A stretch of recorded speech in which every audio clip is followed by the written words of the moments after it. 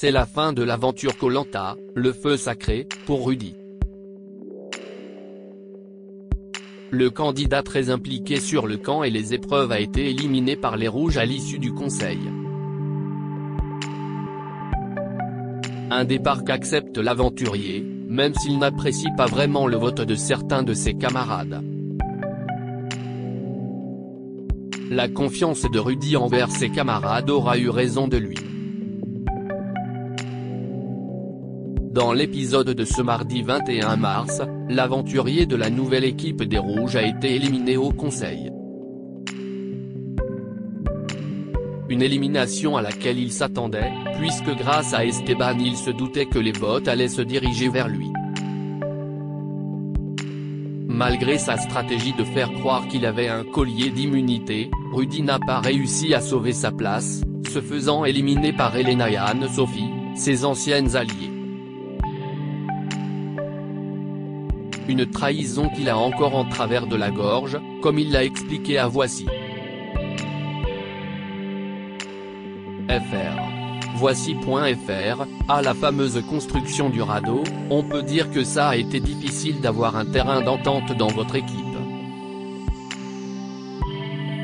Vous prenez rapidement les commandes et pourtant ils n'ont pas voulu vous écouter, jusqu'à ce qu'ils réalisent que le radeau coulait s'ils ne mettaient pas assez de bambou. Rudy, j'étais un peu frustré que les gens ne me comprennent pas et ne m'écoutent pas. Par rapport au passif, je comprends qu'ils ont moins confiance et qu'ils aient plus envie de faire confiance à Frédéric. Je prends mon mal en patience et je les laisse essayer leur idée. Après, vu que j'étais sûr de moi sur ce coup-là, j'attends que ça change. On sent que vous avez plusieurs fois eu l'envie de vous imposer face à vos camarades. J'ai remarqué que je commençais à agacer. On est dans une recomposition, il faut laisser la place à chacun. Notamment Fred qui se mettait en avant. Je ne vais pas faire les mêmes erreurs, je vais essayer de me mettre en retrait et de laisser Fred faire les choses, vu qu'il aime s'engager. Vu qu'on est souvent en défaite, je le prends pour moi et me dis que je n'applique pas la bonne méthode. Je laisse Fred faire les choses. Quelques heures avant le confort, Quentin s'énerve en disant que personne à part Esteban et Clémentine ne s'occupe du feu. Vous dites même au conseil que vous en faisiez plus que d'autres. De qui parliez-vous, Anne-Sophie? Ces derniers temps, elle n'était pas très active sur le camp et pas très active sur le feu.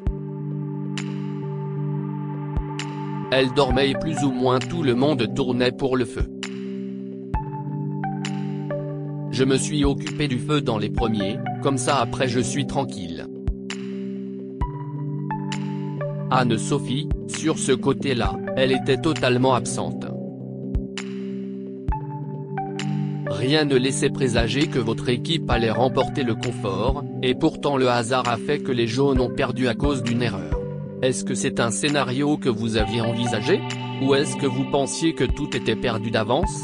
Tout était perdu d'avance. Vu comment ils ont pagayé et leur bateau qui était plus léger que le nôtre. Quand on voit l'épreuve, on voit qu'ils nous rattrapent et coup du sort. On a eu de la chance. Pour moi c'était perdu. Ils étaient à deux doigts de nous rattraper et le sort a fait que le radeau s'est cassé. Rudy, question de la plus haute importance. Le poulet que vous avez dégusté, était-il chaud ou plein d'eau de pluie? Rire.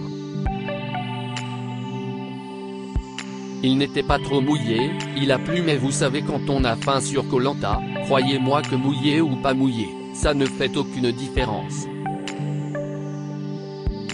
On ne fait pas de détails sur ce côté-là. Vient ensuite l'épreuve d'immunité avec le retour de Tania, qui était l'une de vos alliées avant la recomposition des équipes. Dans quel état d'esprit êtes-vous en la revoyant? Je suis content de la revoir. J'étais déçu qu'elle soit éliminée, donc la revoir même si elle est chez les jaunes, je me dis qu'elle peut poursuivre l'aventure et ça me réjouit. Même si elle n'est pas avec moi. Je pense qu'à un certain moment, le plus important est de continuer l'aventure. Rudy déplore le choix de Elena, qui a voulu casser son binôme avec Esteban avant le conseil. Vous avez un éclair de lucidité en décidant de faire croire que vous avez un faux collier d'immunité. Qu'est-ce qui a été le déclic? Tout le monde dit on vote Anne-Sophie. Mais je me dis que c'est trop lisse. Je vais voir Esteban et lui dis que c'est bizarre.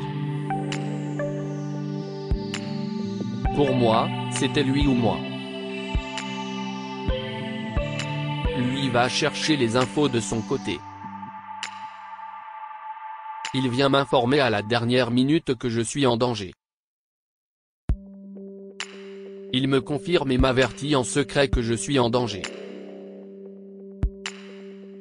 On avait un code. Quand l'un et l'autre étaient en danger, il venait vers moi, mettait sa main sur mon épaule et il mettait une légère pression. Ça voulait dire danger. À partir de là, ça a confirmé mes doutes.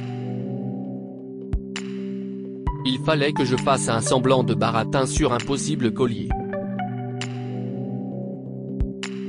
Ce qui n'a malheureusement pas marché. Et non, pas assez de temps pour bien mentir, pour bien construire la faille. Anne-Sophie a choisi de voter au mérite, et Elena voulait casser votre binôme avec Esteban. Comment réagissez-vous face à leurs remarques? Mal. Pour Anne-Sophie, je ne suis totalement pas d'accord. C'est comme quand elle dit à Alexandre qu'il est moins méritant sur les épreuves de natation, sur le sport. Alexandre avait fait énormément de choses sur le camp. Mine de rien, je ne suis pas le plus déméritant sur le lancer et la natation. J'avance et je nage comme il le faut. Sur le camp, elle ne fait pratiquement rien. Elle ne fait que se reposer, elle ne s'occupe pas du feu. Elle ne s'occupe pas vraiment du bateau. Elle ne va pas chercher à manger. Pour Elena, je l'ai vécu comme une trahison. On était ensemble, elle parle de binôme alors que quand elle s'est retrouvée en danger, je l'ai avertie. Je l'ai protégée. Elle a toujours été plus ou moins avec moi. On est des rouges, mélangés avec des jaunes. Si jamais on veut aller loin malgré les défaites, il faut se soutenir. J'ai pas compris ce revirement de situation depuis Tania. Indirectement, Tania était la personne en plus qui me faisait éliminer les jaunes. On était en supériorité numérique. Donc là, cette phase d'aller voir les ennemis.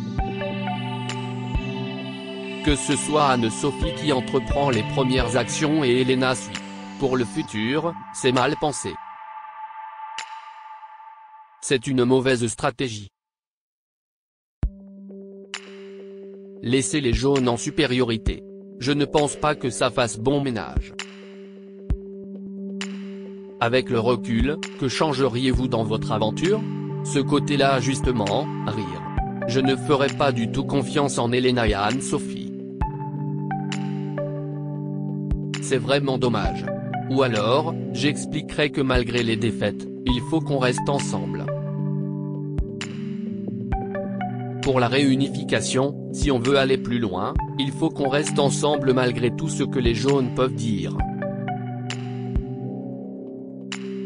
On peut imaginer qu'il y a donc eu un manque de communication ou d'écoute. Je ne pense pas que ce soit un manque de communication. Je l'ai dit qu'il faut qu'on reste ensemble peu importe les circonstances. Eux, avec leur ambition de vouloir avancer au jour le jour, n'ont pas pensé à l'avenir. Qu'est-ce qui était le plus difficile dans ce Koh-Lanta? Je pense avoir été bien conditionné sur l'éloignement des proches.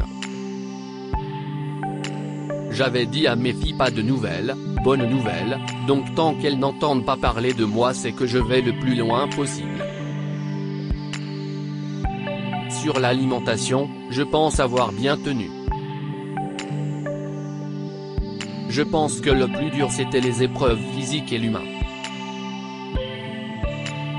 Quand des gens de son équipe, on pense qu'ils sont avec nous.